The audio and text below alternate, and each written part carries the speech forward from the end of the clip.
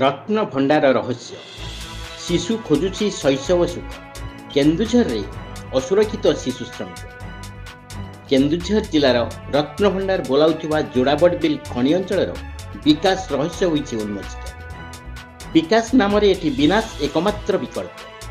ବ୍ୟାପକ ଖଣି ଖନନ ସାଙ୍ଗକୁ ମାତ୍ରାଧିକ ଜଙ୍ଗଲ କ୍ଷୟ, ପରିବେଶ ପ୍ରଦୂଷଣ ଏବଂ ଧନଜୀବନ କ୍ଷୟକ୍ଷତିର ମୁଖ୍ୟ କାରଣ ହୋଇଛି। ବିପର୍ଯ୍ୟସ୍ତ ସାମାଜିକ ବ୍ୟବସ୍ଥାରେ ଶିଶୁମାନେ ହେଉଛନ୍ତି ଶୋଷିତ। ହଜିଯାଉଛି ସେମାନଙ୍କ ଶୈଶବ ସୁଖ। ନିଜକୁ ଅସୁରକ୍ଷିତ ମଣୁଛନ୍ତି ଅନେକ ଶିଶୁ ଶ୍ରମିକ। ପାଠପଢ଼ା ବୟସରେ ପରିବାର ବୋଝ ମୁଣ୍ଡେଇ ବାଟ ଚାଲୁଥିବା ଶିଶୁମାନେ ଭୁଲି ଯାଉଛନ୍ତି ଶୈଶବ ସୁଖ। ବହୁ ଦୁଃଖ ଯନ୍ତ୍ରଣା ଦୟନୀୟ ଅବସ୍ଥାରେ କାଳାତିପାତ କରୁଛନ୍ତି ସେମାନେ। ସେହିପରି ବଡ଼ବିଲ ସହର ଉପକଣ୍ଠ ବେଲକୁଣ୍ଡି, ଉଲିପୁର, ବରପଦା, କାଶିଆ, ନୂଆଗାଁ ସମେତ ଯୋଡ଼ା ସହରତଳି, ବାଂଶପାଣି, ବିଛାକୁଣ୍ଡି, ହାଟିଙ୍ଗ ଏରିଆରେ ଶିଶୁମାନେ ଅବହେଳିତ ଜୀବନଯାପନ କରୁଥିବା ଦେଖିବାକୁ ମିଳିଛି।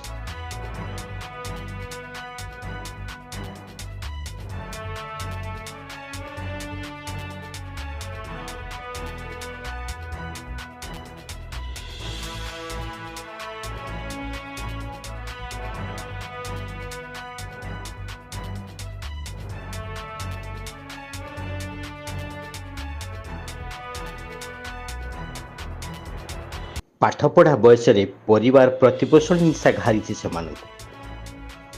ଜଙ୍ଗଲରୁ ଜାଳକାଠ ସଂଗ୍ରହ କରି ପରିବାର ପ୍ରତିପୋଷଣରେ ସହାୟକ ହେଉଛନ୍ତି ସେମାନେ।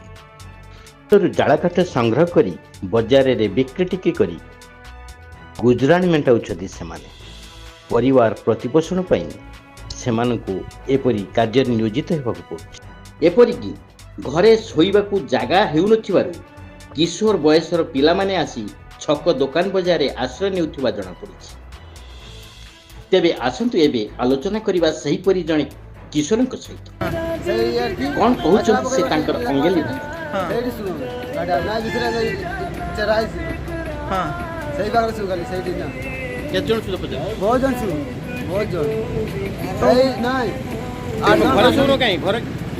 ଘରେ ଶିଖେଲେ ଜାଗାରେ ତ ଘରେ ଜାଗା ନାହିଁ ତ ବାପା ମା ଅଛନ୍ ଯେ ଜାଗା ନାହିଁ।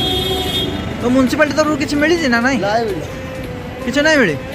ତମେ ଏମିତି ଥଣ୍ଡାରେ ଶୋଇ ପଡୁଛ। ସେହିପରି ଏବେ ଭିକ୍ଷାବୃତ୍ତିରେ ନିୟୋଜିତ ଦେଶର ଭବିଷ୍ୟତ ଆଶ୍ଚର୍ଯ୍ୟଚକିତ କରିଛି ସମସ୍ତଙ୍କୁ। ଏପରି ଦୃଶ୍ୟ ଦେଖିବାକୁ ମିଳିଛି କେନ୍ଦୁଝର ଜିଲ୍ଲାର ପ୍ରସିଦ୍ଧ ତୀର୍ଥକ୍ଷେତ୍ର ଶକ୍ତିପୀଠ ଘଟଗାଁ ମା ତାରିଣୀଙ୍କ ମନ୍ଦିର। ତେବେ ରାଷ୍ଟ୍ରୀୟ ବିକାଶ ନିମନ୍ତେ ଏସବୁ କ୍ଷେତ୍ରରେ ନିୟୋଜିତ ଶିଶୁମାନଙ୍କୁ ଉଦ୍ଧାର କରି ସମାଜର ମୁଖ୍ୟ ସ୍ରୋତରେ ସାମିଲ କରିବାର ଆବଶ୍ୟକତା ରହିଛି।